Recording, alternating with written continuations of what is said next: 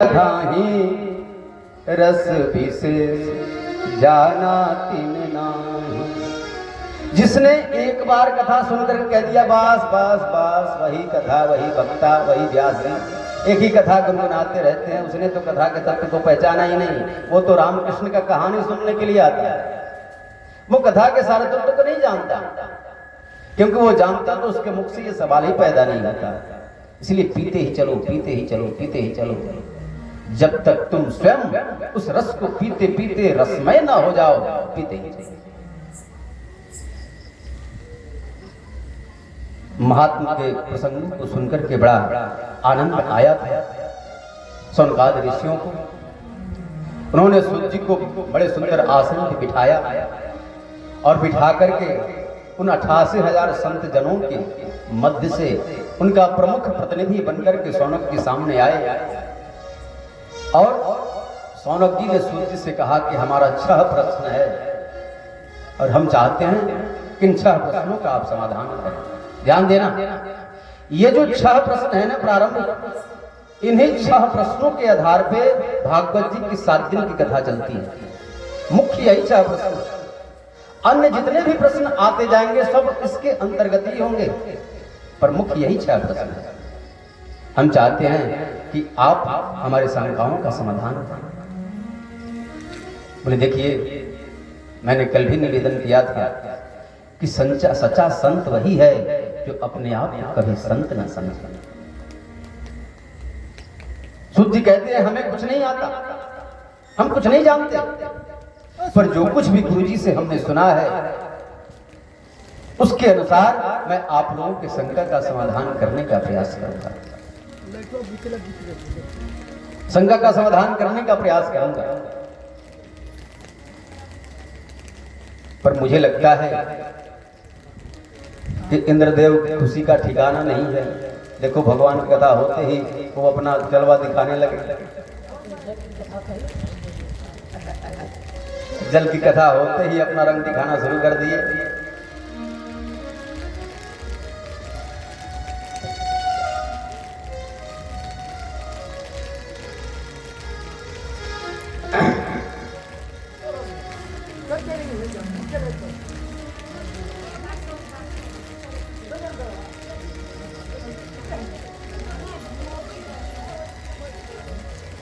लखते लखते ब्रजमंडल को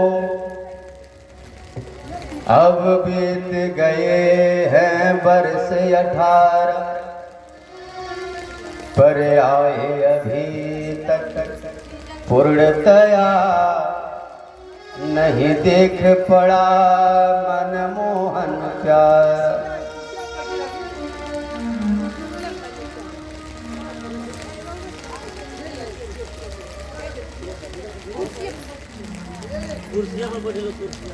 हे राधे राधे गोविंद गोविंद राधे,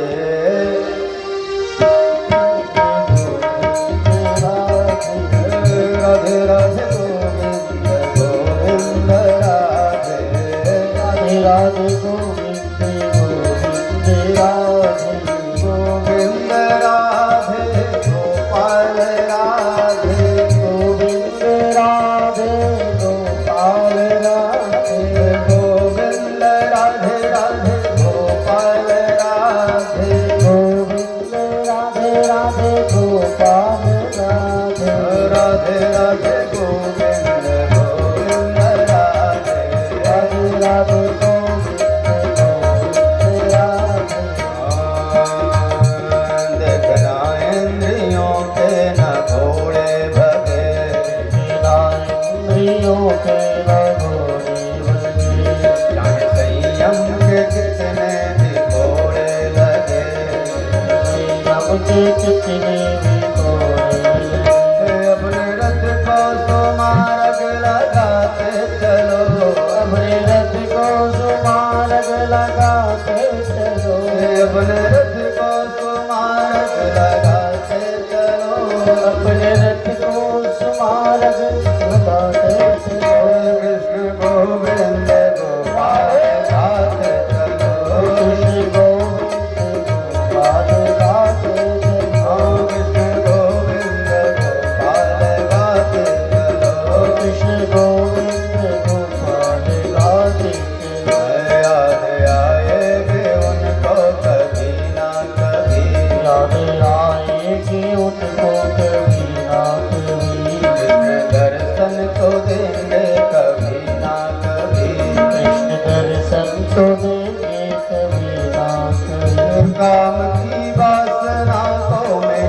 मिटाते चलो, काम की वासना को मिटाते चलो। कृष्ण गोविंद गोपाल गाते चलो, कृष्ण गोविंद गोपाल गाते चलो। कृष्ण गोविंद गोपाल गाते चलो, कृष्ण गोविंद गोपाल गाते चलो। राधे राधे गोविंद गोविंद राधे, राधे राधे गोविंद गोविंद राधे, गोविंद राधे गोपाल राधे, गोविंद राधे गोपाल राधे, गोविंद राधे गोपाल राधे, गोविंद राधे गोपाल राधे। राधे राधे गोविंद गोविंद राधे, राधे राधे गोविंद गोविंद राधे, राधे राधे गोविंद गोविंद राधे, राधे राधे गोविंद गोविंद राधे, राधे गोविंद गोविंद राधे, राधे राधे गोविंद गोविंद राधे। सबल भक्तवत्सल भगवान की जय। तो ये 6 प्रश्न हैं और हम चाहते हैं कि इसका आप समाधान बताओ। पहला प्रश्न हमारा यह है कि पुंसा मेकास्ता श्रेय तन्नः संसत मरहसि, मानव का कल्याण कैसे हो? क्या गंगा स्नान करने से मुक्ति मिलती है? जीवन पर्यंत तीर्थों में रहने से मुक्ति मिलती है? काशीवास करने से मुक्ति मिलती है? कैसे मिले मुक्ति? हमारा पहला प्रश्न। दूसरा प्रश्न हमारा यह है कि मंदिर में हम कभी जाते हैं तो मन थोड़ा भ्रमित सा रहता है। कोई ऐसा एक देव बता दो जिसके पूजन कर लेने मात्र से सभी देवी देवताओं का पूजन हो जाए। कोई एक ऐसा देव बता दो। तीसरा प्रश्न हमारा यह है कि वेद में भगवान का नाम है अजन्मा। अब अजन्मा उसको कहते हैं जिसका कभी जन्म नहीं होता। तो फिर वसुदेवस्य देवक्याम जातो यस्य चिकित्सया, ये वसुदेव देवकी का पुत्र कैसे कहलाया? दशरथ नंदन राम कैसे कहलाया? चौथा प्रश्न हमारा यह है कि चलो मान लेते हैं 1% कि भगवान का जन्म नहीं होता, भगवान अवतार लेकर के आते हैं। तो अवतार भी लेकर के आते हैं तो कितने? कोई कहता 10 अवतार, कोई कहता 24 अवतार, कोई कहता 20 अवतार, संत कहते हरि अनंत, हरि कथा अनंत। कितने अवतार? पांचवा प्रश्न हमारा यह है कि यतः साधो त्रयत् सारम समोधेत मनीषया। हमें सार सार बताना, इधर उधर की फालतू की बातें मत बताना, चोखा चटनी मत बताना। जो मूल निचोड़ हो, शास्त्रों का जो निचोड़ है उसको हमसे कहना, क्योंकि हमारे पास समय नहीं है फालतू की बात सुनने के लिए। और छठा प्रश्न हमारा थोड़ा विचित्र सा है। कैसे कि ब्रूहि योगेश्वरे कृष्णे ब्रह्मण्ये धर्म वर्मणे स्वाम काष्ठामधनोपेते धर्मः कं शरणं गतः। आप कहते हो गुरुजी की धर्म संस्थापनार्था या संभवामी जुगे जुगे, बिल्कुल सत्य बात है। धर्म की जब हानि हुई तो भगवान इस धराधाम पे अवतार लेकर के आए, 125 वर्ष तक राज्य किया और जब अपने स्वधाम को चले गए तो धर्म कम शरण गता। धर्म किसके शरण में गया? धर्म तो अकेला पड़ गया होगा, निराश्रित हो गया होगा, किसके शरण में गया? ये हमारा अच्छा प्रश्न है और हम चाहते हैं कि आप इसका समाधान करें। सूत जी ने इन ऋषियों के प्रश्नों को सुना और चाह कर भी अपने स्वरबिंदु को रोक नहीं पाए, क्योंकि संतों ने ये जो 6 प्रश्न किए थे, इन 6 प्रश्नों में उन्होंने अपने लिए कोई प्रश्न नहीं किया था। ये तो सभी प्रश्न मानव कल्याण के लिए थे। और सूत जी ने मन बनाया पर कहा, ऋषियों इससे पहले कि मैं आप लोगों के प्रश्नों का उत्तर दूं, अपने गुरुजी को प्रणाम करना। बोले आपके गुरुजी? बोले हाँ। देखिए मुख्य 2 सूत हुए। मुख्य दो सूत हुए। एक का नाम था रोमहर्षण और दूसरे का नाम था उग्रसर्वा। तो रोमहर्षण जो सूत थे वो अन्य पुराणों के वक्ता थे, उन्होंने भागवत की कथा नहीं करी, वो अन्य पुराणों के वक्ता थे, पर उनके पुत्र जो उग्रसर्वा थे उन्होंने श्रीमद् भागवत जी की वाचन करी। तो उग्रसर्वा जो सूत हैं जो अभी मंच पे आसीन हैं, वो कह रहे हैं कि हमारे गुरु भगवान सुखदेव स्वामी हैं और रोमहर्षण जी व्यास जी के शिष्य थे। इसलिए मैं चाहता हूं कि अपने गुरु जी का 2 मिनट वंदन कर लूं और फिर मैं आपके शंकाओं का समाधान करने का प्रयत्न करूंगा। कियं प्रव्रजन्तमनुपेतमपेत कृत्यं द्वैपायनौ विरह कातरया जुहाव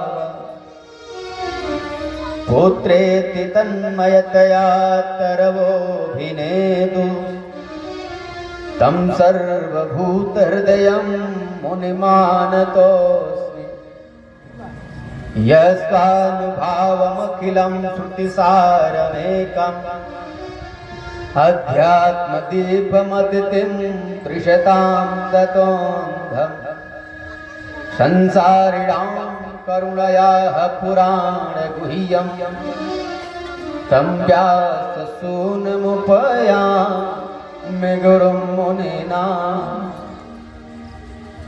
इनकी लंबी लंबी भुजाएं हैं, चौड़ा दिव्य वक्षस्थल है, श्याम वर्ण के दिव्यांग कांति है, अद्भुत आभामंडल है, जो 16 वर्षीय प्रतीत हो रहे हैं, जिन्होंने माता के गर्भ में समाधिस्थ रहकर के भागवत का 12 वर्ष तक चिंतन किया। ऐसे सर्वभूत भगवान सुखदेव स्वामी के चरणों में हम बार बार प्रणाम करते हैं, बार बार वंदन करते हैं। एक और बात आपसे बताऊंगा, ये जो सुखदेव जी हैं ये कोई साधारण सुख नहीं। कहते हैं कि गोलोक धाम में मैया राधा की गोद में खेला करते थे सुखदेव जी, और जो कोई भी पत्र भेजना होता कन्हैया के पास ये सुखदेव जी ही लेकर के जाया करते थे।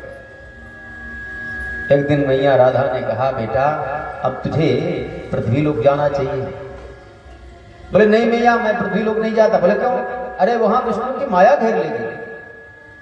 बोले मैं वचन देती हूं तुम्हें कि तुम्हें विष्णु की माया नहीं घेरेगी, तुम जाओ, क्योंकि वहां भागवत धर्म का प्रचार प्रसार करना है। कहते हैं कि वही भगवान सुखदेव स्वामी एक पक्षी के गर्भ से अंडे के रूप में, जो भगवान शिव का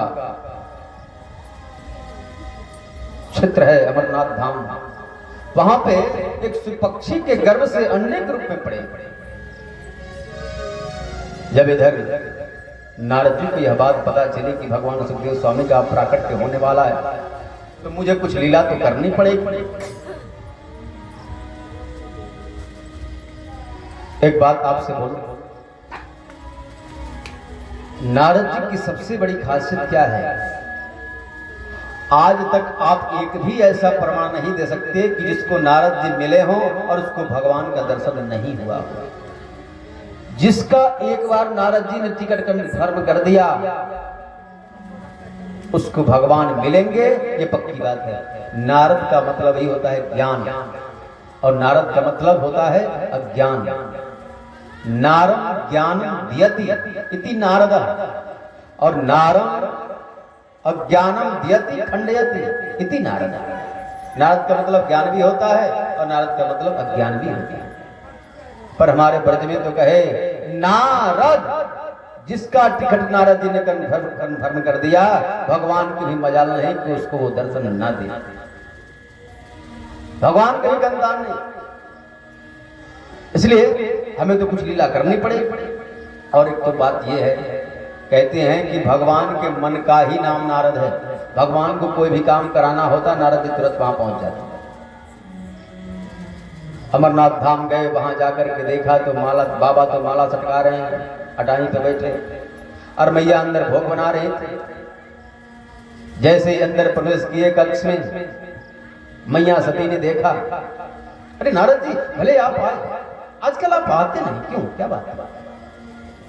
अरे मैया क्या आना और क्या जाना, आजकल प्रेम तो रहा नहीं, कोई किसी से प्रेम नहीं करता, ये सब दिखावे के प्रेम है मैया।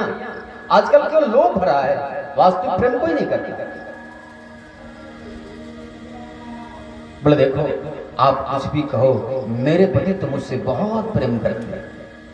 तुम्हें पता है मेरे पति कितने भोले हैं?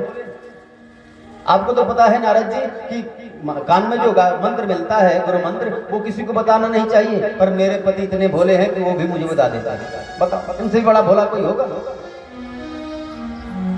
आज उन्होंने समाधि में भगवान के जिस छवि का उन्होंने चिंतन किया, जिसका दर्शन किया, वो भी बता देता है। अब बताओ इससे भी बड़ा कोई भोला होगा? नारद जी ने कहा मैया वो सब तो ठीक है, अच्छे है, आपके पति जैसे आप बोल रही हो सब कुछ बताते हैं तो बात अच्छी है, ये फिर ये भी तो बताया ही होगा। बोले क्या? अरे वो जो मुंडों की माला गले में धारण करके रखते हैं, वो कभी आपको बताया? अरे नारद जी वो तो कभी नहीं बताया। बोले तारे प्रेम का खाक करते हैं, प्रेम करते हैं, प्रेम करते हैं। अरे मैया मैं अभी बोल रहा हूँ, आजकल प्रेम रहा नहीं, सब दिखावे का प्रेम है, कोई प्रेम नहीं करता। बताओ इतने दिनों से मुंडों की माला धारण करके गले में रखते हैं और आपको कभी बताने का प्रयास नहीं किया, और आप कहती हो कि मुझसे बहुत प्रेम करते हैं। देखो मैया यही कारण है कि मैं आजकल घूमना फिरना बंद कर रखा हूँ, कहीं आना जाना मेरा बंद कर रखा है मैं, इसलिए मैं तो चला, अब मेरा मन नहीं लगता है। और वहां से निकले और सीधे जब अटाई पे चढ़े तो बाबा से इशारे में कह भी दिया, सुनो बाबा जल्दी अंदर पधारो, मैया खोज रही है। नारद बाबा ने कहा, नारद तुम मेरे घर से होकर के आओ, तुम्हारी मैया मुझे ना खोजे ऐसा कभी हुआ है? तुम मेरे घर से होकर के आ रहे हो, तुम्हारी मैया तुम मुझे अवश्य खोज रही हो। और वहां से नारद जी निकल गए। जैसे ही बाबा आए अंदर, अभी मैया के पास जा ही रहे थे, वही रोक दिया, रुको अंदर मत आना। क्यों? मुझे नहीं पता था कि तुम इतने कपटी हो, अंदर से भी काले और ऊपर से भी काले। अरे देवी काला तो वो होता है जो कपटी होता है, मैंने क्या किया? बोले आपने किया, आपने कपट ही तो किया है। बोले हमने क्या कपट किया? अरे वो तो भला हो उस नारद का जिसने मेरी आंखें खोल दी, यदि आंखें नहीं खोली होती तो मैं तो भ्रम में पड़ जाती। बाबा ने कहा मुझे लगता है देवी उस नारद ने तुम्हारी आंखें कुछ ज्यादा ही खोली, बात तो बताओ क्या है? बोले आपने ये क्यों छुपा कर रखा मुझसे? बोले क्या? ये मुंडों की माला आप गले में धारण करके रखते हो, ये किस चीज का है, कभी आपने बताया मुझे? अरे बाबू तुम्हें पता है कि ये माला किस चीज का है? जब जब तुमने इस मानव कल्याण के लिए, इस लोक कल्याण के लिए अपने शरीर का परित्याग किया, तुम्हारे ही मुंडों की माला स्मरण के लिए मैं अपने गले में धारण करके रखता हूं। ये किसी और का माला नहीं है, तुम्हारे ही मुंडों की माला है। बोले ये हुआ कैसे? बोले ये तो अमर कथा का प्रभाव है। मैया ने कहा ये अमर कथा मैं भी सुनना चाहती हूँ। अब तो महाराज भगवान शंकर जी बन गए वक्ता और मैया बन गई श्रोता, और प्रारंभ हो गई भागवत कथा। धीरे धीरे वो जो अंडा के रूप में पड़ा था ना पक्षी, वो अंडा फूट गया, उसमें जीव प्रादुर्भाव हो गया और वो आकर के भगवान शंकर के पीछे बैठ गया। अब इधर बाबा कथा सुनाने लगे, मैया सुनने लगी। सुनते सुनते मैया को आ गई नींद, मैया सो गई। वो कथा में नियम है ना, हम लोग जब घर में कथा वथा करते हैं तो कथा सुनने वाला का उच्चारण करता रहता है, इससे लगता है कहने वाले को कि कथा सुन रहा है। करते करते वो तो सो गई। अब हूं करे क्या? पक्षी ने देखा कि यदि मैंने हूं का उच्चारण नहीं किया तो बाबा कथा बंद कर देंगे, मैं सुन नहीं पाऊंगा, इसलिए उसने पीछे से हूं का उच्चारण करना शुरू कर दिया। बाबा समझे कि यही कह रही है, देवी कह रही है। कथा सुनाते गए सुनाते गए सुनाते गए, जब कथा संपन्न हो गई तो देखा ये तो सो रही है, तो फिर ये हूं का उच्चारण कर रहा था। जैसे ही पीछे घूम करके देखा तो वो जो पक्षी है, तुरंत त्रिशूल उठाया और लेकर के उसको दौड़ाया। दौड़ता दौड़ता भागा गया वो सब पक्षी, और इधर विशाला क्षेत्र बद्री धाम में मैया वीतिका जो व्यास जी की पत्नी है, अंगड़ाई ले रही थी मुख फैलाए, तो उनके मुख में होकर के उनके पेट में चला गया वो पक्षी। पेट में चला गया, भगवान उधर से वापस चले आए। वही सुख धीरे धीरे समय बीता, और जब उनके गर्भ से विदत ध्वनि सुनाई देने लगी, एक दिन व्यास जी को बुलाकर कहा, अजय सुनते हो? बोले क्या हुआ देवी? मेरे गर्भ से ये विदत ध्वनि क्यों सुनाई दे रही है? व्यास जी ने कहा, मुझे तो लगता है देवी कि तुम्हारे गर्भ में कोई महापुरुष प्रविष्ट हो गया। बोले तो इसको बोलो ना कि ये बाहर आए, मुझे बड़ा कष्ट होता है। व्यास जी ने कहा, बेटा आप जो कोई भी हो बाहर आओ, आपके माता श्री को बड़ा कष्ट होता है। बोले नहीं नहीं, मुझे बाहर नहीं आना। बोले क्यों? बोले विष्णु की माया घेर लगी, यदि वो आकर के कहें कि मेरी माया तुझे नहीं घेरेगी फिर मैं वापस आ सकता हूं। कहते हैं कि भगवान को आना पड़ा, आकर के बोले बेटा अब तो बाहर आ जा, मेरी माया तुझे नहीं घेरेगी। तब 12 वर्ष वही भागवत जो भगवान शिव से उन्होंने सुना था, उसी का 12 वर्ष तक माता के गर्भ में प्रविष्ट होकर के चिंतन किया, और जब बाहर निकले तो संन्यास्त गच्छन्तम, सीधे संन्यास की तरफ चले। ऐसे भगवान सुखदेव स्वामी के चरणों में हमारा बार बार प्रणाम है, बार बार वंदन है। ऋषियों, आपका पहला प्रश्न ये था कि मानव का कल्याण कैसे है। तो मानव का यदि व्यक्ति चाहता है कि अपना कल्याण हो तो उसका एक ही उपाय है, तो क्या प्रतिहता हे आत्मा संप्रसीदति। भगवान के चरणों में अहद की भक्ति का होना मुक्ति का मार्ग है। हम भक्ति इसलिए नहीं करें कि भक्ति के बदले हमें कुछ चाहिए। ध्यान से सुनना, आज का ये जो मार्मिक प्रसंग है ये आपके जीवन पर्यंत काम आने वाला है। भक्ति का मतलब भक्ति के कोई हेतु नहीं होनी चाहिए। भगवान की भक्ति, मंदिर में हम इसलिए नहीं जाएं कि मंदिर में जाने से हमें कुछ मिलेगा, नहीं, बल्कि मंदिर में हम इसलिए जाएं कि मंदिर में जाना हमारा धर्म है। इसलिए नहीं कि मंदिर में जाने से हमें कुछ मिलेगा। भक्ति इसलिए नहीं करें कि भक्ति करेंगे तो हमें कुछ मिलेगी। भक्ति की कोई हेतु नहीं होनी चाहिए, क्योंकि यदि भक्ति करके फिर हम कुछ मांगते हैं तो मांगा किससे जाता है? अरे मांगा तो उससे जाता है जिसको मालूम नहीं कि मुझे क्या चाहिए, तभी तो हम उससे मांग रहे हैं। अब बच्चा रो रहा है, तब मैया उसे दूध पिलाती है, क्योंकि जब वो रो रहा है तो ये आभास हो रहा है कि अब बच्चा को लगता है कि भूख लग गई, तब उसे वो दूध पिलाती है। जिसको जो घट-घट में वास करता है, जो कड़-कड़ में वास करता है, जो सब जगह विद्यमान है, क्या उसको पता नहीं कि तुम्हें क्या चाहिए, जो तुम्हारे अंदर भी है? फिर हम क्यों मांगे? मांगकर तो हम अपने नजरों में उसको छोटा बनाने का प्रयास करते हैं, जैसे कि तुम्हें पता ही नहीं, क्योंकि पता नहीं तभी तो हम तुझसे मांग रहे हैं। इसलिए भक्ति में मांगना मना है, मांगना नहीं। अरे हमने आपके यहां मजदूर किया, उसके बदले आपने हमें दक्षिणा दे दिया, फिर हमारा और आपका संबंध क्या रहा? एक दक्षिण में संत हुए, राम जी की भक्ति करने के लिए बैठे थे, और जब मांगने की बारी आई तो उन्होंने क्या मांगा कि यदि मैं मांगू तुझे पर तुम कुछ न देना मुझे, यदि मैं मांगू तुझे पर तुम कुछ न देना मुझे, वरना आशिक नहीं मजदूर हो जाऊंगा मैं।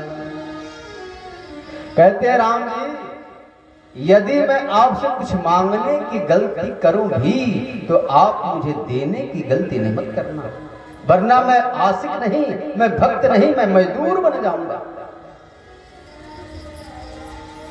अरे क्या मांग सकते हैं? हमारी मांग क्या हो सकती है?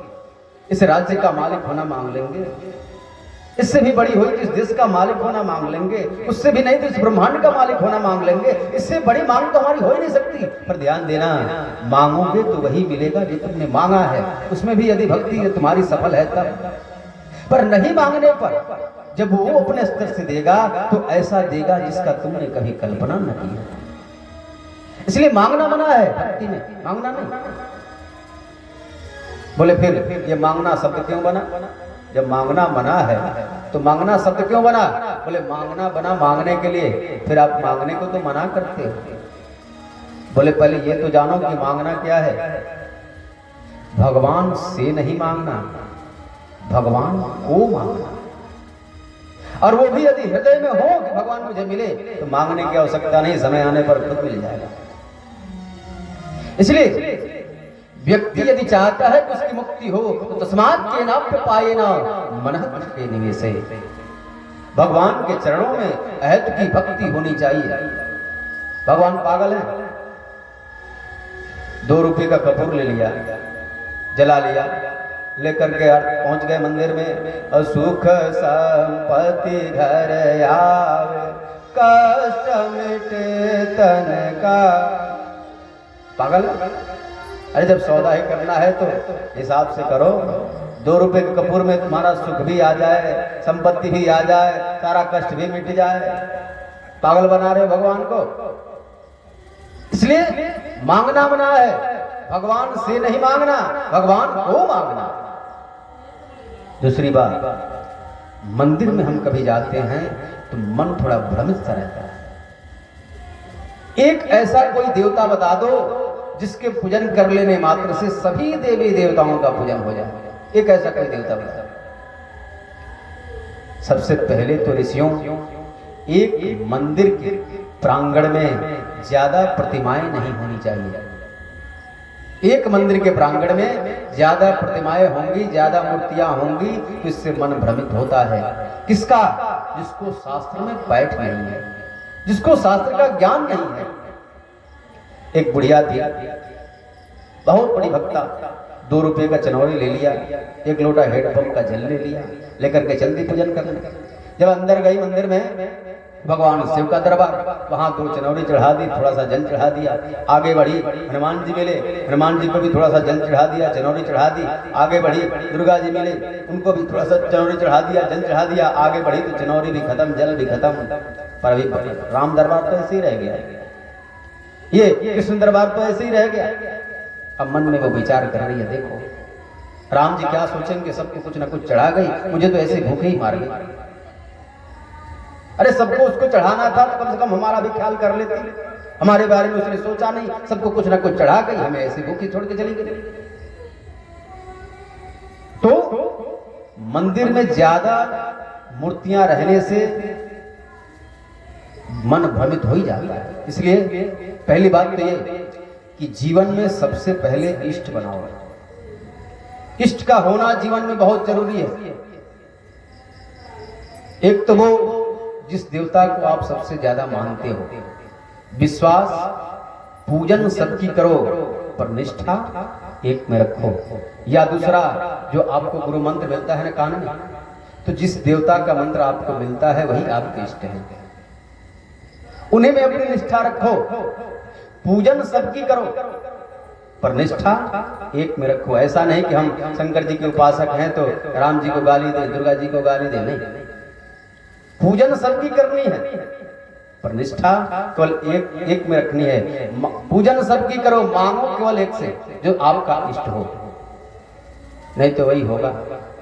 हमने गांव देहातों में देखा है, ज्यादातर माताएं ऐसा करती हैं। यदि भगवान न करे घर में कुछ घटना घट गई, अगर सामने दुर्गा जी का मंदिर है, मैया मेरे वो यदि ठीक हो गए तो आपके यहाँ कढ़ाई चढ़ाऊंगा।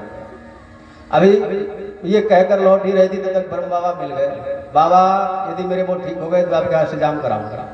उससे अभी कुछ दूर ही आगे बढ़े होंगे तब तो शंकर जी का मंदिर मिल गया, बाबा मेरे वो ठीक हो गए तो आपके यहाँ अभिषेक कराऊंगा। तो ना बाबा आए, ना मैया आई, ना शिव जी आए।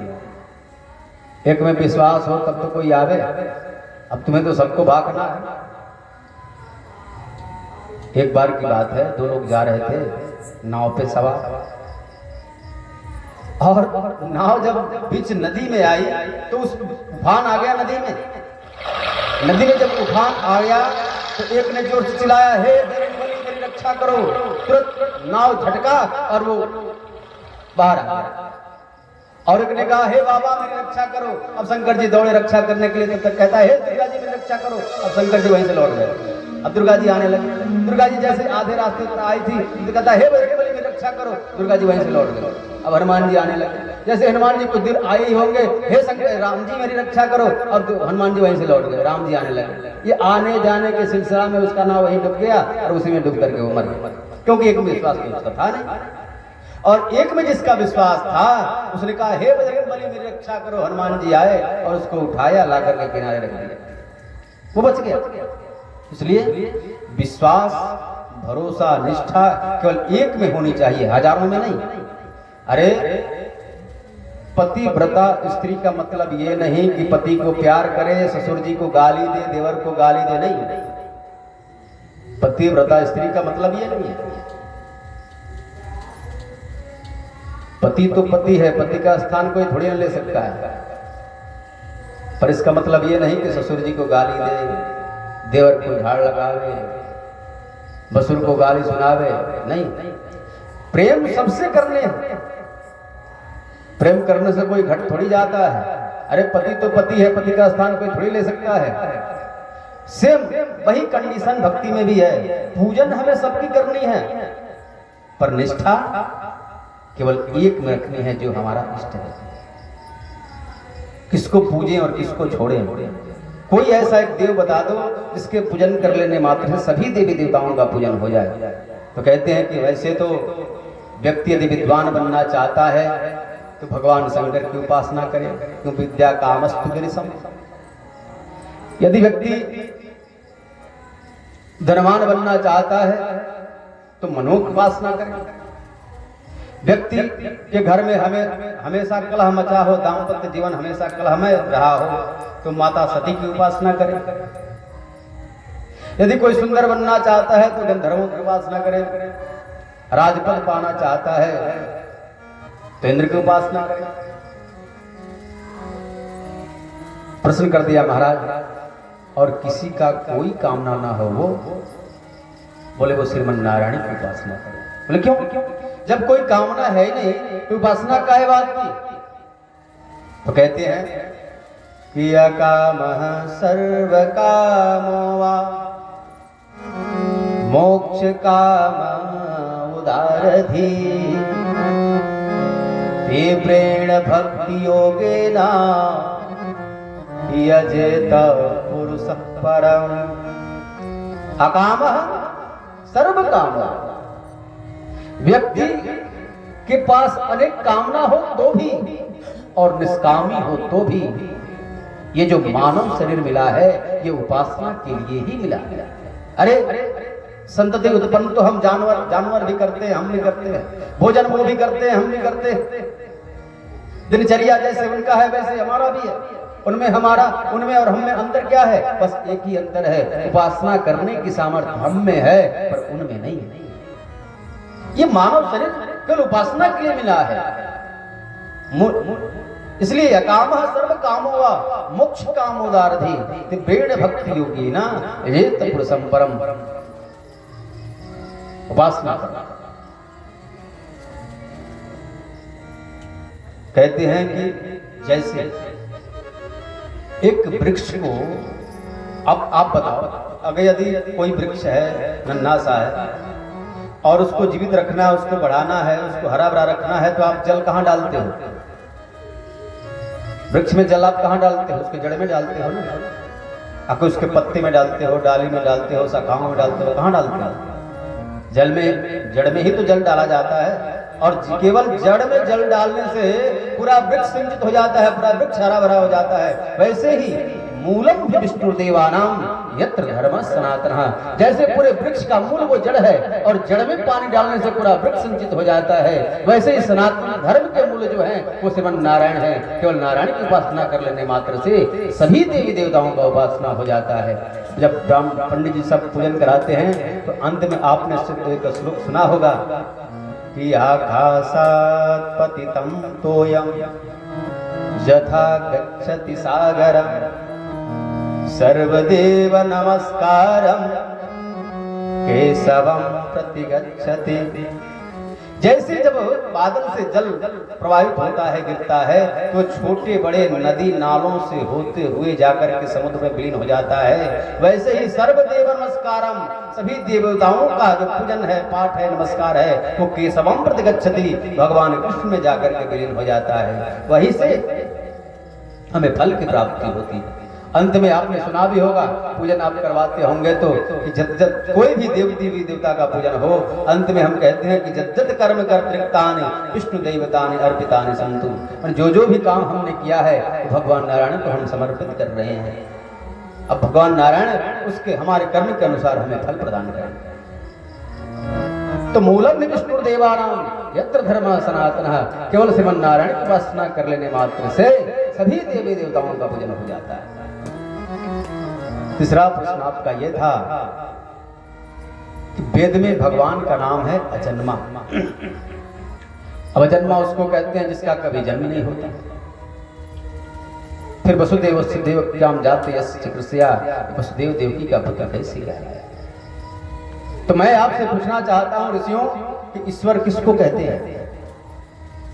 बोले स्वच्छंद ईश्वर, जो सब कुछ करते हुए भी कुछ नहीं करता और कुछ नहीं करते हुए भी सब कुछ करने का सामर्थ्य रखता है, वही तो ईश्वर है। तो जन्म लेकर के आएगा तो हमसे और तुमसे पूछ के आएगा क्या करता है? वो अनामी होते हुए भी करोड़ों नाम उसके हो सकते हैं और करोड़ों नाम होते हुए भी वो अनामी है। ये तो कोई सवाल नहीं होगा। ठीक है, आपने चौथा प्रश्न किया था कि वो जन्म लेकर के नहीं आते, अवतार लेकर के आते हैं, तो कितने? बोले संतों का कथन सही है कि हरि अनंत, हरि कथा अनंता, बिल्कुल सत्य है महाराज। पर प्रमाणित 24 अवतार हैं जो मुख्य हैं। भागवत में 24 अवतारों का वर्णन है। पांचवा प्रश्न आपका यह था कि यतः साधोत्रसारम समुद्रीत महिषया, हमें सार सार बताना, हमें इधर उधर की बातें नहीं सुननी। तो सारे वेदों का, पुराणों का, शास्त्रों का जो निचोड़ है वो श्रीमद् भागवत जी की कथा है ऋषियों, जो मैं तुम्हें अभी वर्णन करूंगा। और छठा प्रश्न आपका यह था कि जब भगवान अपने स्वधाम को चले गए 125 वर्ष तक राज्य करके, तो धर्म कम शरणम गतः, धर्म किसके शरण में गया? धर्म तो निराश्रित हो गया होगा। तो भगवान ने स्वयं कहा है कि तिरोधाय परिष्टोयम श्रीमद् भागवतार्णवम्। जब भगवान अपने स्वधाम को चल जाने लगे तो उनके शरीर से एक ज्योति निकली और वो ज्योति आकर के श्रीमद् भागवत जी में विलीन हो गई। इसलिए कलयुग का प्रमाण श्रीमद् भागवत जी को माना गया। इसी को देखकर तो ब्रह्मा जी को आश्चर्य हुआ था। तो ब्रह्मा जी ने कहा, देवो ये कोई पोथी नहीं, ये कोई ग्रंथ नहीं, ये कोई पुस्तक नहीं है, तेने हम वांगमय मूर्ति प्रत्यक्षा वर्तते हरे, ये हरि का वांगमय स्वरूप है, साक्षात गोविंद वास करते हैं।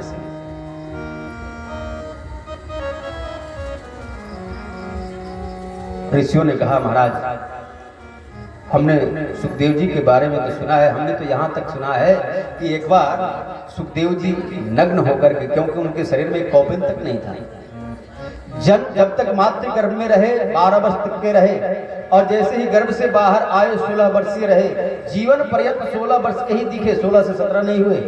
पर आश्चर्य की बात यह कि उनके शरीर में कौपिन तक नहीं था, नग्न थी, पौगंड अवस्था। रास्ते से जा रहे थे, कुछ स्त्रियां नग्न होकर के स्नान कर रही थी सरोवर में। सुखदेव जी को देखा पर उन्हें लज्जा नहीं आई।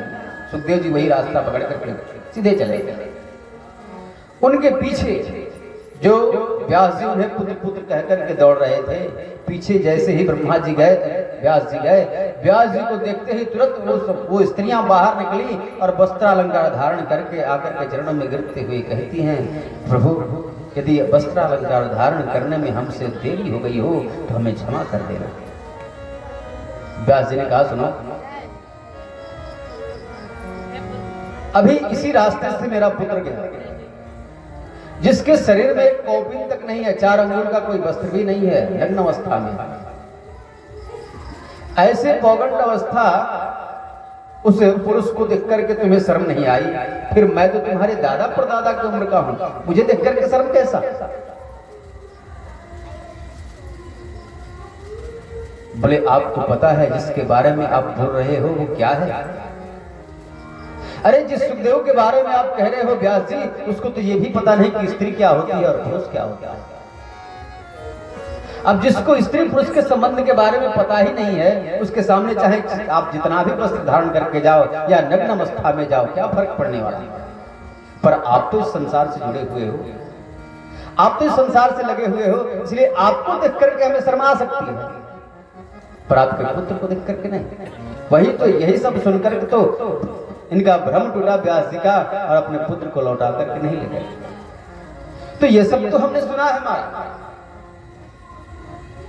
पर जिस वेद व्यास जी ने इस मानव कल्याण के लिए इतने बड़े बड़े कार्य किए, उनका जन्म कैसे हुआ? तो कहते हैं श्रीमन नारायण के पुत्र हुए ब्रह्मा, ब्रह्मा के पुत्र हुए वशिष्ठ, वशिष्ठ के पुत्र हुए शक्ति, शक्ति के पुत्र हुए पराशर, और पराशर के ही पुत्र हैं षड्द्वैपायन श्री वेदव्यास महाराज। जैसे सुखदेव जी जन्म लेते ही वन की ओर प्रस्थान करने लगे, वैसे व्यास जी भी वन की ओर जाने लगे। मैया ने रोक लिया, रोको बेटा कहाँ जा रहे हो? तुम्हें तो हमारे बुढ़ापे की लाठी हो, यदि हमें छोड़ करके चले गए तो हम किसके सहारे रहेंगे? व्यास जी ने कहा मैया आप चिंता मत करो, मुझे अभी जाने दो, क्योंकि मानव कल्याण के लिए मुझे बहुत से कार्य करने हैं, पर मैं वचन देता हूं तुम जब कभी भी मुझे याद करोगी अपने पास पाओगे, पर अभी जाने दो। और यहाँ विशाला क्षेत्र बद्री धाम में आए, आकर के बड़ा सुंदर एक आश्रम बनाया पर्णकुटी, जिसका नाम रखा सौम्याप्रास। इस नाम की इतनी महिमा है, भागवत जी कहते हैं कि जिसके घर में लहसुन प्याज तक नहीं बनता हो कभी, और वो अपने दरवाजे पे केवल सौम्याप्रास लिख दे तो उसके घर से हमेशा के लिए कलह खत्म हो जाए। इतनी महानता है इस नाम की। जो विशुद्ध वैष्णव हो, कुछ समय बाद उनका विवाह हुआ, पत्नी मिली नीतिका। एक दिन विचार कर रहे थे, और विचार करते करते ऋग्वेद के आधार पर उसके 4 खंड किए, ऋग्वेद, यजुर्वेद, सामवेद, अथर्ववेद, और इसको समाज में संसार के लिए छोड़ा। पर जैसे ही संसार की तरफ छोड़ करके कुछ समय बीतने के बाद जब देखा तो संसार के लोगों ने उसके साथ क्या किया। ये जो संसार के लोग हैं, ये केवल खाने पीने हंसने रोने जागने में ही अपना जीवन व्यतीत करते हैं। धर्म के नाम पे तो सब शून्य है, वेद का कोई सही अर्थ नहीं लगा पाता, वेद का सब अनर्थ कर रहे हैं, गलत अर्थ लगा रहे हैं। इन्हें देख करके बड़ा निराशा हुआ। कहते हैं कि ऐसे मानव जो केवल खाने पीने हंसने रोने जागने में ही अपना जीवन व्यतीत करते हैं, ऐसे मानवों को देखकर, ऐसे मानवों को मानव पशु कहते हैं। ये मानव कोई मानव नहीं, इनको मानव पशु कहते हैं। और ऐसे पशु, मानव पशुओं को देख करके 4 ऐसे सामान्य पशु हैं जो बहुत प्रशंसा करते हैं। 4 पशु हैं जो ऐसे मानव पशुओं का प्रशंसा करते हैं, जो केवल खाने पीने हंसने रोने जागने में ही अपना जीवन व्यतीत करते हैं। पहला पशु कौन? भोले स्व विडबरा हुष्ट खरे संस्तुत पुरुष पशु। पहला प्रशंसक कौन? बोले स्वान, कुत्ता। कुत्ता का प्रशंसा करता है तो देखता है कि बात एक बीता जमीन की है। 2 पड़ोसियों में झगड़ा हो गया, 2 भाइयों में झगड़ा हो गया, बात एक बीते की है, और यह बात चल गई कहां? सीधे हाई कोर्ट। बात केवल एक बीते जमीन की है और पहुंच गई बात कहां? सीधे हाई कोर्ट। घर में रोज कलह मचता है, 2-4 इधर से पीटते हैं, 2-4 इधर से पीटते हैं, भौ भौ भौ भौ करते रहते हैं, एक दूसरे को मारते हैं, लड़ते हैं, झगड़ते हैं। जब ऐसी स्थिति उन मानवों में वो कुत्ता देखता है तो बड़ा खुश होता है। उसे अपने खानदान जैसा स्वभाव जब उन कुत्तों, उन मनुष्यों में वो देखता है, अपने खानदान जैसा स्वभाव, तो स्वभाव को देख करके बड़ा प्रशंसा करता है। जैसे हम वैसे ये, इनने में और हम में तो कोई अंतर रहा नहीं। हम भी भों भों करते रहते हैं, ये भी भों भों कर रहे हैं। तो मनुष्यों में ऐसा स्वभाव जब वो कुत्ता देखता है तो बड़ा प्रसन्न होता है। दूसरा प्रशंसक कौन? बोले ग्रामीण सुअर। गांव का जो सुअर होता है ना, उसका स्वभाव क्या है? कहीं से भी कुछ भी मिले गटक जाओ, विचार मत करो कहां से है, किसका है, क्या है, खा लो और खा के पड़े रहो, फिर उठो, फिर खा लो, फिर खा के पड़े रहो। ऐसा स्वभाव जब वो मनुष्यों में देखता है, कहीं भी चले गए, किसी का भी कुछ भी खा लिए, विचार नहीं किए कहां का है, कैसा है, क्या है, खाते हैं, सोते हैं, खाते हैं, सोते हैं। जब ऐसा स्वभाव वो ग्रामीण सुअर देखता है तो भी प्रसन्न होता है। देखो जैसे हम भी खाने के लिए ही पैदा हुए, ये भी खाने के लिए ही पैदा हुए, हम में इनमें तो कोई अंतर रहा नहीं। हम भी खाते वक्त विचार नहीं करते, ये भी खाते वक्त विचार नहीं करते। तो जब अपने खानदान जैसा स्वभाव वो सुअर दिखता है तो बड़ा प्रसन्न होता है। तीसरा प्रशंसक कौन? बोले ऊंट। ऊंट का प्रशंसा करता है। थोड़ी सी मान प्रतिष्ठा हो गई समाज में, 2-4 दुकानें हो गई, 2-4 मकान हो गए, तो ग्रामीण का सिरा सर उठा के चलता है, अभिमानी बनता है। जिसको सर झुकाने में शर्म आती है, ऐसे देहाभिमानियों को देख करके ऊंट बड़ा प्रसन्न होता है। हम भी निकम्मे, ये भी निकम्मे। चौथा प्रशंसक कौन? बोले गधा। गधा का प्रशंसा करता है महाराज। गधा कहता है कि हमने जीवन पर्यंत अपने मालिक का कभी मिट्टी ढोई, कभी ईंट ढोया, और जब मेरा शरीर काम करना बंद कर दिया तो हमारा ही मालिक हमें धक्का मार के घर से बाहर निकाल दिया। ऐसा ही स्वभाव इन मनुष्यों का भी है। व्यक्ति भी जीवन पर्यंत कमा करके अपने बच्चों का भरण पोषण करता है, अब लालन पालन करता है, बहू आ गई, नाती पोते हो गए,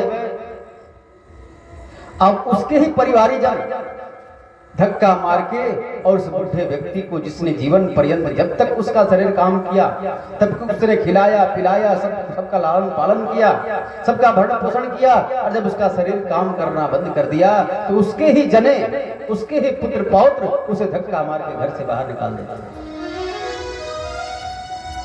थोड़ा विचार करना। आजकल आश्रम कम और वृद्धाश्रम की संख्या बढ़ती जा रही है। आश्रम कम होते जा रहे हैं और वृद्धाश्रम का संख्या बढ़ता जा रहा है।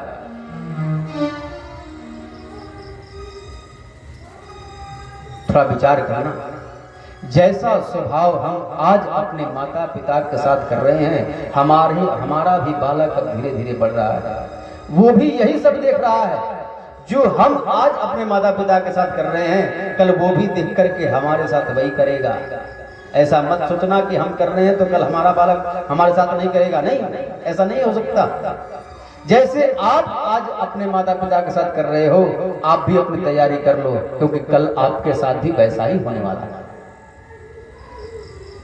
और मैं तो ये कहता हूं कि इससे पहले कि अपने घर वाले, अपने जने तुम्हें धक्का मार के बाहर निकाल दें, संभल जाओ और बन जाओ, क्योंकि वन में जाने वाला आज तक कभी बिगड़ा नहीं है। वन में जाने वाला बन ही जाता है। आज तक आप ऐसा एक भी प्रमाण नहीं दे सकते कि वन में जाने वाला कभी बिगड़ा हो। जिस माता ने 9 महीने कोख में रख करके तुम्हें पैदा किया, वो बाप जिसने दिन भर भूखे रह करके और तुम्हारा पेट भरा, तुम्हारे लिए कौन कौन से कर्म किए, तुम्हारे भरण पोषण के लिए, तुम्हारे शादी विवाह के लिए, तुम्हारे औलाद के लिए, और जब उसकी सेवा की बारी आई तुमने धक्का मार के उसे घर से बाहर निकाल दिया। तो अपने अगली तैयारी तुम कर लेना।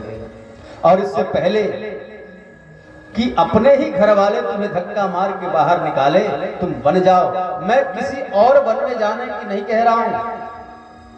आज के इस कलयुग के घोर पापी संसार में भी यदि साक्षात आपको भक्ति देखनी है तो आप साल में एक बार श्रद्धा वृंदावन जरूर जाओ, और कहीं जाओ या मत जाओ। मैं और किसी वन में जाने के नहीं कह रहा, साल में एक बार वृंदावन जरूर जाओ,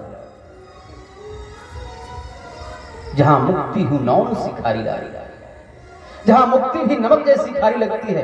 अरे वृंदावन के संतों की ठाट देखो, कहते हैं कि यदि वृंदावन के बाहर भगवान भी आकर खड़े हो जाएं और कहें कि आओ ब्रजवासियों मेरी दर्शन करो, तो कहते हैं कुछ भगवान से भी कह दो कि यदि तुझे दर्शन देना है तो वृंदावन के अंदर आकर के दर्शन दो, हम वृंदावन छोड़ करके बाहर जाने वाले नहीं।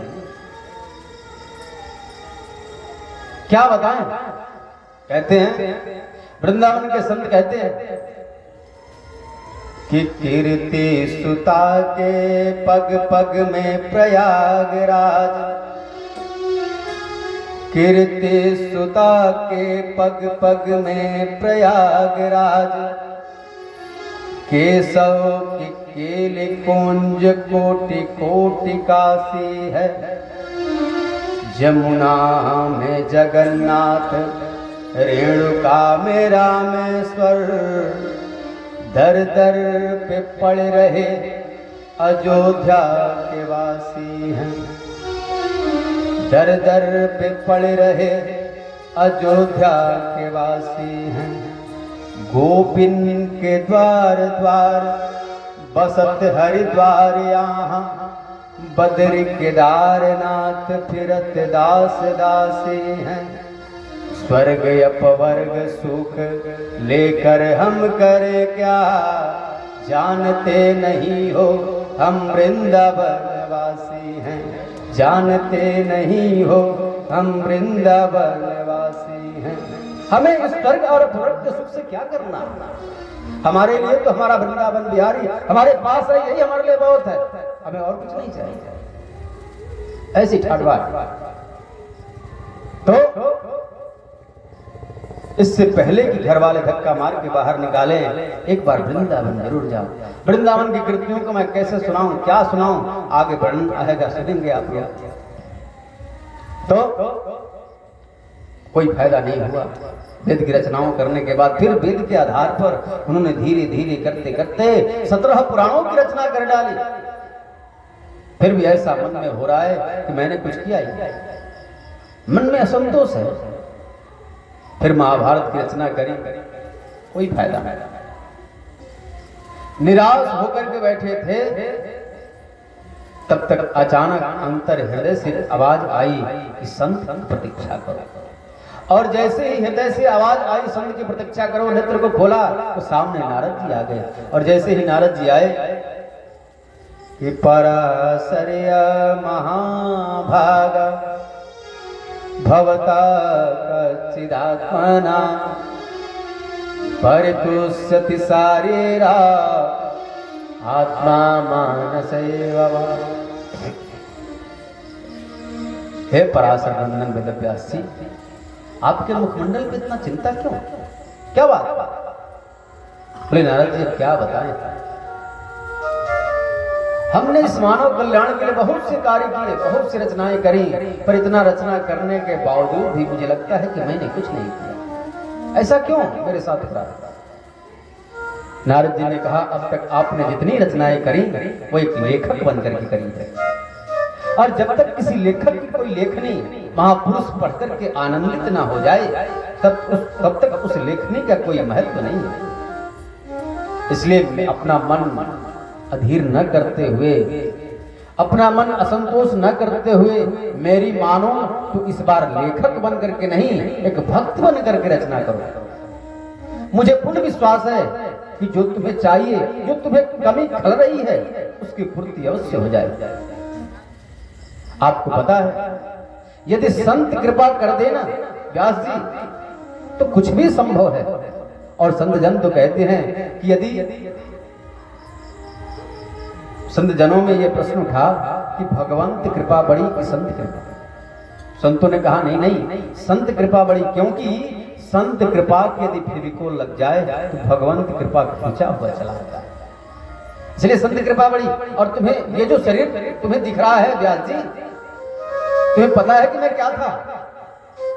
कि अहम पुरातीत भवे भवम मुने दास्यास्तु कस्याश्चन वेदवादिना निरूपितो बालकैव योगिना शुश्रूषणे प्राविश निर्विवक्षता। मैं पूर्व जन्म में दासी का पिता था और जैसे ही मेरा जन्म हुआ व्यास जी, मेरे पिताजी का देहांत हो गया। नन्हा सा बालक, पता नहीं समाज के लोग मेरे मैया के बारे में क्या सोचे। बहुत डर गई थी। 6 महीने का बालक मुझे लेकर के एक संत के आश्रम पे आई। संत के आश्रम पे जैसे ही आई, संत को प्रणाम किया।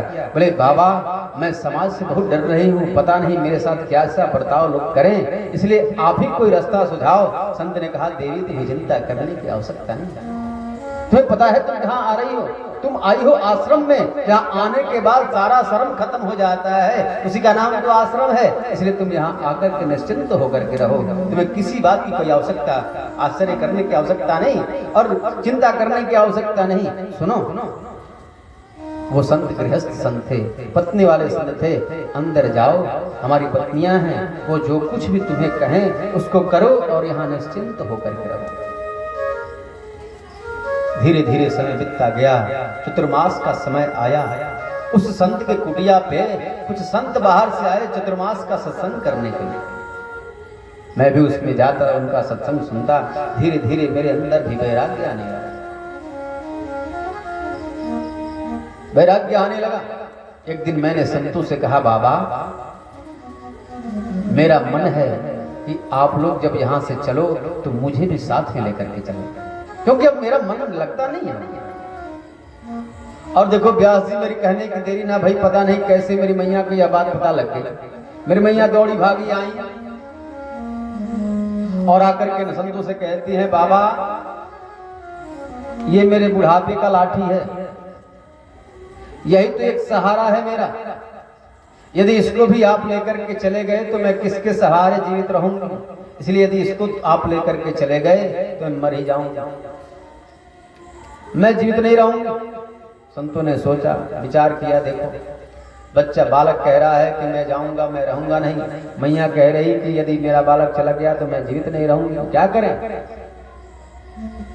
अंत में बालक को समझाया, बेटा तुम अभी नन्हे बालक हो और किसी भी बालक की पहली गुरु उसकी माता होती है। तो जब तक तुम्हारी माता जीवित है तब तक तुम अपनी माता की सेवा करो, और जब तुम्हारी माता पधार जाएं तो फिर तुम वन में जाने के लिए स्वतंत्र हो जा सकते हो। और सुनो, जब हम जाने लगेंगे ना तो तुम्हें एक मंत्र देंगे और हमें पूर्ण विश्वास है उस मंत्र के द्वारा तुम्हारे जीवन में परिवर्तन आएगा। अब तो धीरे धीरे बैराग चरण सीमा पे पहुंच गया था।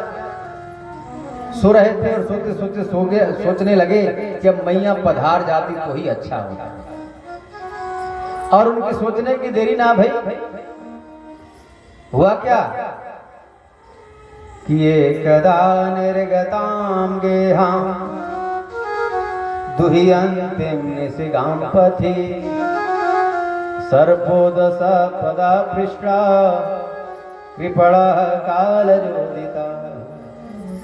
एक दिन गाय दुहने के लिए मेरी मैया गई, सर्प ने डस लिया, सोई गोविंदाय नमो। मर गई। पहले तो मैं बहुत प्रसन्न हुआ, चलो मैया पधार गई, अब वन में जाने के लिए मैं स्वतंत्र हूँ। फिर मैंने विचार किया, नहीं, यदि मैं ऐसे ही हंसता रहा, खुश रहा, तो पता नहीं समाज के लोग मेरे बारे में क्या सोचे। देखो, इसकी मैया मर गई और ये हंस रहा। सुरोधनी सूरत बनाई, सारा क्रिया किया और करने के बाद जो संत मंत्र देकर के गए थे उसको वासुदेव गायत्री कहते हैं। वैसे ये जो गायत्री मंत्र है ना, जो आजकल फैशन में लोग रिंगटोन लगाए फिरते हैं, सबको सुनाते फिरते हैं, ये बहुत गलत है। आप जितना पुण्य नहीं करते उससे ज्यादा पाप कमा रहे हो, ध्यान देना। ये वेद का गुह्यतर मंत्र है, इसको किसी को सुनाना नहीं चाहिए, ये स्वयं के लिए होता है। पर आजकल तो ये फैशन हो गया है, सब लोग रिंगटोन लगाए फिरते हैं। आप लोग अगर यदि अभिषेक कराते होंगे तो अभिषेक में देखा होगा, पंडित जी जब रुद्राभिषेक कराते हैं, उसमें रुद्री का पाठ करते हैं, तो जहां गायत्री मंत्र आता है ना, 2 मिनट के लिए चुप हो जाते हैं और मन में गायत्री मंत्र बोल करके फिर आगे शुरू करते हैं। ये जो गायत्री मंत्र है स्वयं के लिए होता है, दूसरे के लिए नहीं होता। पर ये जो ऋषियों ने इस बालक को दिया, इसको वासुदेव गायत्री कहते हैं। इसको आप कहीं चाहे जहां चाहे वहां आप जिस अवस्था में रहे पढ़ सकते हैं, कोई दोष नहीं है। कैसे कि नमो भगवते तुभ्यं वासुदेवाय धीमहि प्रद्युम्नया निरुद्धाय नमः संकर्षणाय च। इसी मंत्र का जप करते करते बट वृक्ष के नीचे बैठे थे, तब तक भगवान का एक बार साक्षात्कार भी हुआ और तुरंत झलक दिखाकर के भगवान अंदर ध्यान हो गए। अब तो रोदनी सूरत बनाए तड़प रहे हैं, चारों तरफ तिलमिला उठे। जो छवि मुझे दिखा था वो दिख क्यों नहीं रहा? बहुत जब सारे प्रयासों को करके हार गए तो अंत में आकाशवाणी हुई, बेटा अभी तू कच्चा है, पक्का नहीं। मैंने अपने रूप का चटनी इसलिए तुझे चटाया कि तुझे ये गलतफहमी ना हो कि भगवान होते भी हैं कि नहीं, इसलिए मैंने अपने रूप की तुझे चटनी चटा दी। अब इसी रूप का चिंतन कर, अगले जन्म में तुझे मिलूंगा। और व्यास जी संत की कृपा देखो, धीरे धीरे प्रलय हुआ, उस प्रलय में मैं भी चला गया और प्रलय के बाद जब मेरा दूसरा जन्म हुआ मैं ब्रह्मा जी का औरस पुत्र बन करके पैदा हुआ। और ये जो वीणा दिख रही है तुम्हें व्यास जी, ये देवदत्ताम इमाम वीणा स्वर ब्रह्म विभूषिताम मूर्छयित्वा हरिकथा गायमानश्चराम्यहम्। भगवत धर्म के प्रचार प्रसार के लिए भगवान ने ही मुझे ये वीणा प्रदान करी। ऐसी होती है संत कृपा। इसलिए मैं कहता हूं व्यास जी कि अपने मन को इसे इधर उधर भटकाओ नहीं, भ्रमित मत करो, मेरी मानो और संत की कृपा देखो कि कल मैं सूत पुत्र आज भगवान ब्रह्मा जी का औरस पुत्र बन करके पैदा हुआ। इसलिए मेरी मानो तो संत कृपा से संकोच मत करो और मैं जो कह रहा हूं उसको करो, क्योंकि संत कृपा कर दे तो कुछ भी संभव है। कैसे? इस संतन के संग लाग रे तेरे अच्छे बनेंगे, संतन के संग लाग रे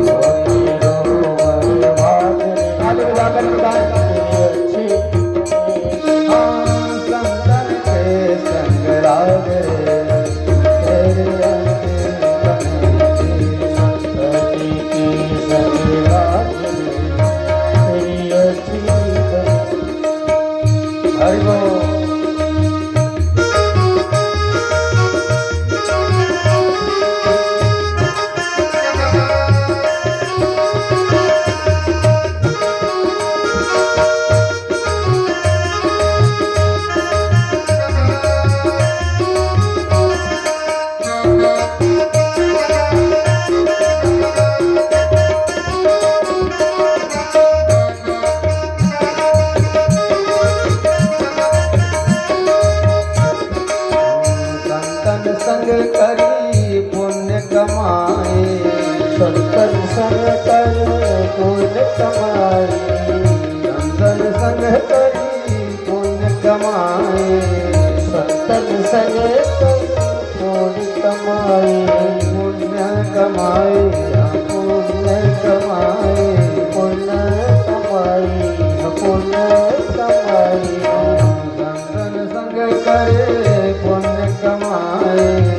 संतन संग कर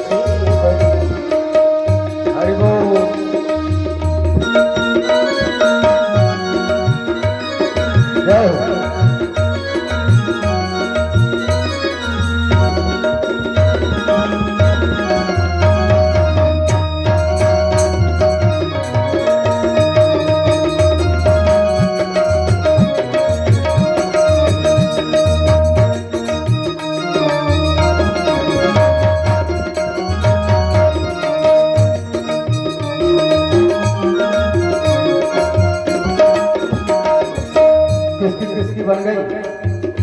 कहते हैं ध्रुव जी की बन गई प्रहलाद हूँ की बन गई।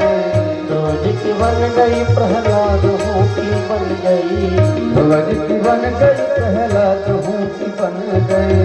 ध्रुव की बन गई प्रहलाद हूँ की बन गई। प्रहलाद हूँ की बन गई। प्रहलाद हूँ की बन गई। प्रहलाद हूँ की बन गई। प्रहलाद हूँ की बन गई। ध्रुव जी की बन गई प्रहलाद हूँ की बन गई। ध्रुव की बन गई प्रहलाद हूँ की बन गई। हर सुमरन हर सुमरन हर सुमरन हर सुमरन में लागे तेरे अच्छी बनेगे। संतर के संग लागे तेरे अच्छी बनेगी। संतर की सगला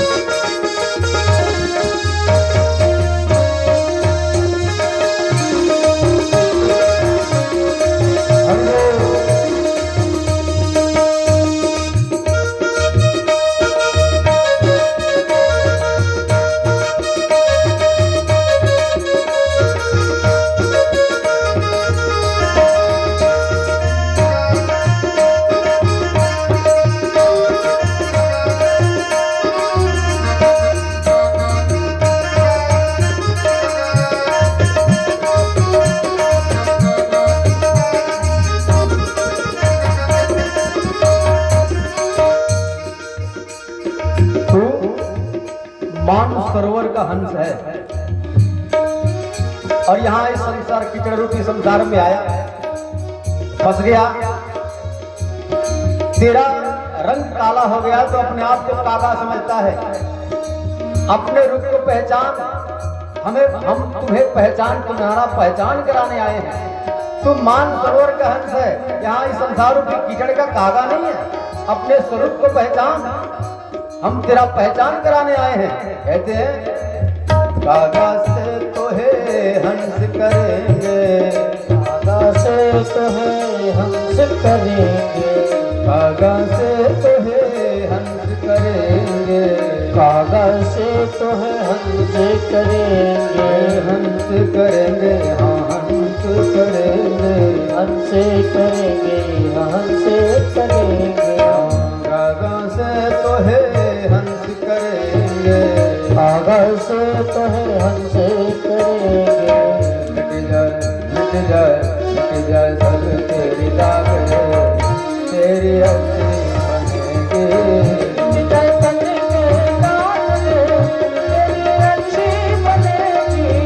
संगन के संग लागे तेरी अच्छी बनेगी। संगन के संग लागे तेरी अच्छी बनेगी।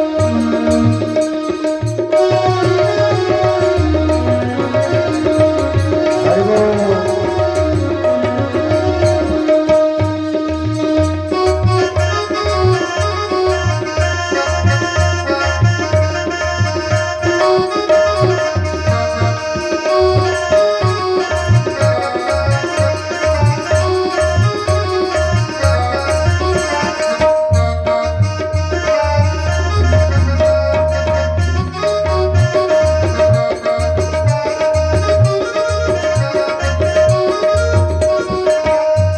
क्या कह के आया था भगवान? आप चिंता मत करो, एक बार मुझे भेजो तो सही। 24 घंटे केवल आपका ही स्मरण करूंगा, आपकी याद में रहूंगा। इस माया के जंजाल में मैं पड़ूंगा नहीं। और यहाँ आकर के इस मोह रूपी निशा में तू सो गया। इस माया रूपी जंजाल ने तुझे घेर लिया, पर तुझे करना क्या है ये तू भूल गया। इस कार्य के लिए कह करके वहां भगवान से आया था, उसी कार्य को तू भूल गया। हम तुम्हें जगाने आए हैं। कैसे? मोहन निशा में बहुत दिन सोए। मोहन निशा में बहुत दिन सोए। मोहन निशा में बहुत दिन सोए।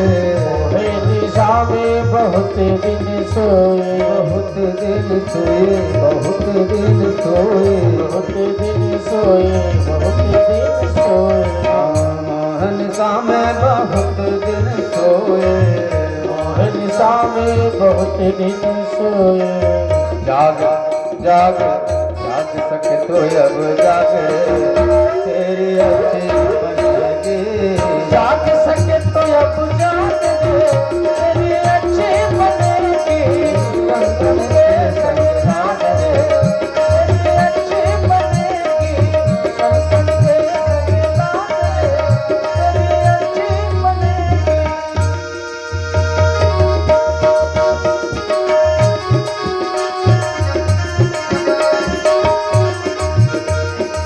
हरि बोल।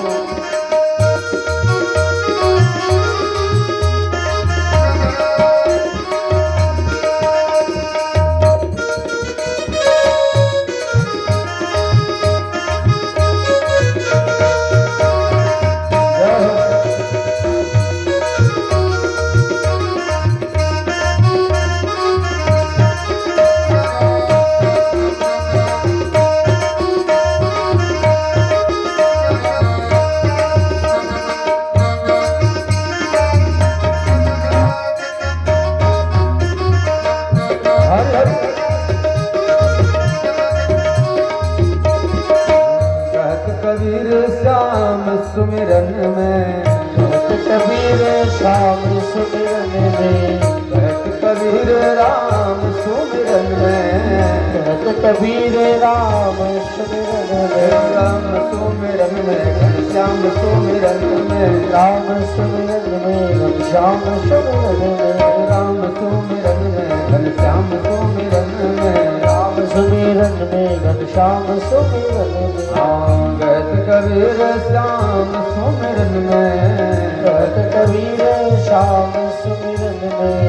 लाग लाग लाग सके तो अब लागे, तेरे अच्छे बनेगी। लाग सके तो अब लागे, तेरी अच्छी बनेगी। कंकन के संग लागे, तेरी अच्छी बनेगी। तेरी बिगड़ी बनेगी, तेरी अच्छी बनेगी।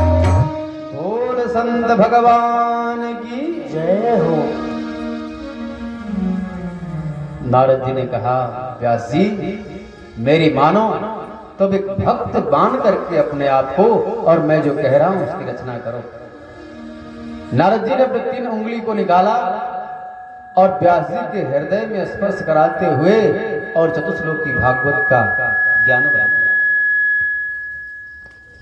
भागवत में तो नहीं लिखा, अन्य पुराणों में लिखा है कि वहां गणेश जी आए, माता सरस्वती आई और उनके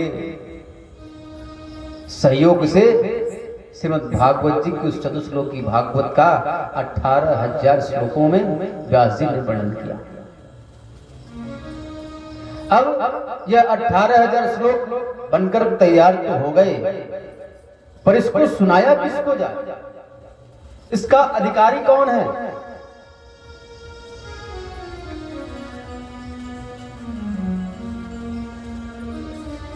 ये सुनने का अधिकारी कौन है?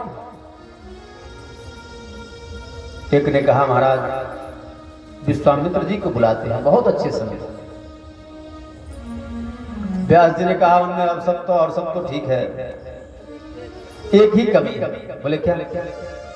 40,000 वर्ष तक तपस्या करी विश्वामित्र जी ने, और एक मेनका नाम की अप्सरा आई और सारे किए कराए पे पानी फेर के चली गई।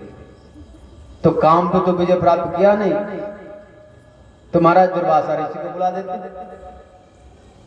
बोले दुर्वासा ऋषि का और सब तो ठीक है, पर बहुत क्रोधी हैं। यदि कथा करने गए, जजमान पे भड़क गए तो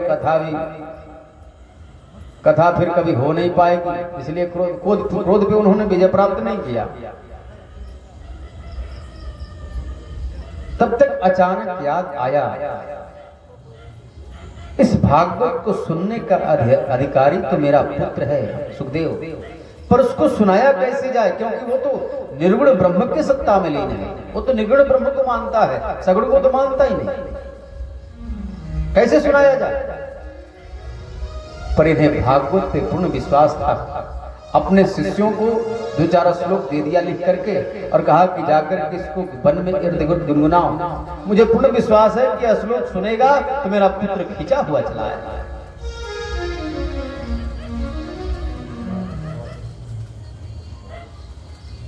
खिंचा हुआ चला आएगा।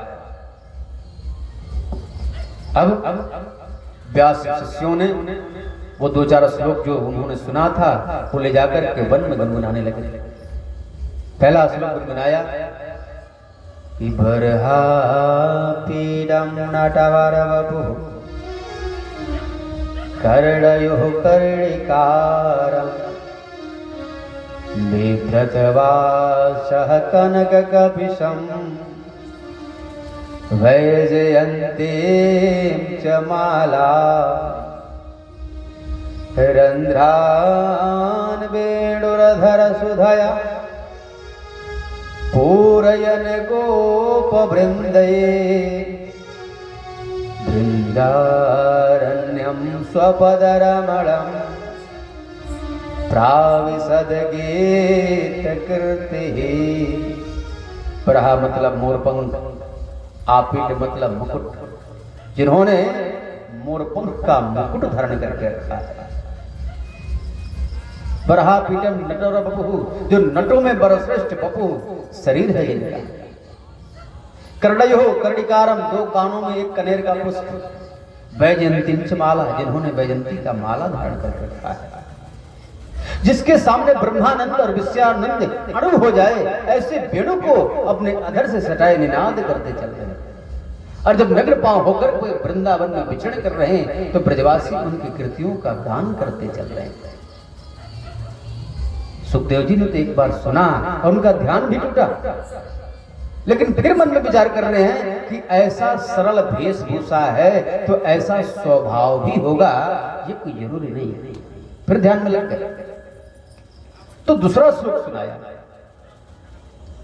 कि यहो बकीयम स्तन कालकूटम जिघांसयापा ययदाप्यसाधि लेभे गतिम धातृचितां ततुन्यं कंबादयालुं शरणं व्रजेम। कियहो वकीयं स्तनकालकूटं जिघांसयापा ययदाप्यसाधि लेभे गतिं धातृचितां ततुन्यं कंबादयालुं शरणं व्रजेम। अहो बकीयम, बकी मतलब पूतना, बकासुर की बकरी बकी। स्तन कालकूटम, जो अपने स्तनों में कालकूट नाम का विष लगा करके आई थी। किस लिए? हंतुम इच्छा, मारने की इच्छा से। किसको? अरे भगवान, जो पूतना अपने स्तनों में कालकूट नाम का विष लगा करके आई थी भगवान को मारने की इच्छा से, उसको भी भगवान ने वो गति प्रदान करी जो मैया यशोदा को प्रदान करी। क्यों? भगवान ने सोचा कि चाहे भले ये जहर ही क्यों न पिलाने आई हो, पर कार्य तो माता जैसी कर रही है, नहीं ये स्तनपान करा रही है, इसलिए इसका दुर्गति कैसे हो सकता है? उसको इसलिए उसको भी वही गति प्रदान करी जो मैया यशोदा को बाद में जाकर प्रदान करी। ऐसा भी कोई दयालु होगा? कंबा दयालु शरणम व्रजेम, ऐसा भी कोई दयालु होगा? ये हमें नहीं पता। जब ऐसा स्वभाव भगवान सुखदेव स्वामी ने सुना तो झट से उनका नींद खुल गया। दौड़े भागे आए, आकर के व्यास जी के शिष्यों के चरणों में गिरते हुए कहते हैं 2-4 श्लोक और सुनाओ ना, बड़ा आनंद आता है। शिष्यों ने कहा हमें तो 2 ही आते हैं, यदि आपको ज्यादा सुनना है तो हमारे गुरु जी के पास चलो ना। और जैसे ही सुखदेव जी को अपने तरफ आते हुए व्यास जी ने देखा, अश्रुपात होने लगे। धन्य हो भागवत का श्लोक। एक समय था जब मैं अपने पुत्र को पुत्र पुत्र कहकर के चिल्ला रहा था, पर मेरा पुत्र लौट करके देखा तक नहीं। और धन्य हो भागवत का श्लोक, जिसको सुनते ही वो खींचा हुआ मेरे पास चला आया। और सुखदेव जी को बिठा करके बड़े सुंदर ढंग से भागवत का अध्ययन कराया व्यास जी ने। समय आने पर आगे चल करके परीक्षित को 7 दिन में सर्प भय से मरने का श्राप लगा। और यही भागवत जो भगवान सुखदेव स्वामी ने व्यास जी से सुना, यही भागवत समय आने पर भगवान सुखदेव स्वामी ने परीक्षित को सुनाया और परीक्षित को 7 दिन में ही मोक्ष की प्राप्ति हो गई।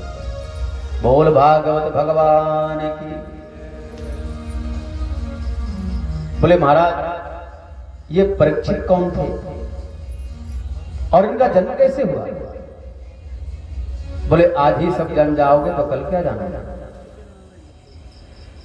इसलिए ज्यादा समय हो रहा। कल बड़ा सुंदर प्रसंग है, परीक्षित का जन्म होगा, भगवान सुखदेव स्वामी का आगमन होगा।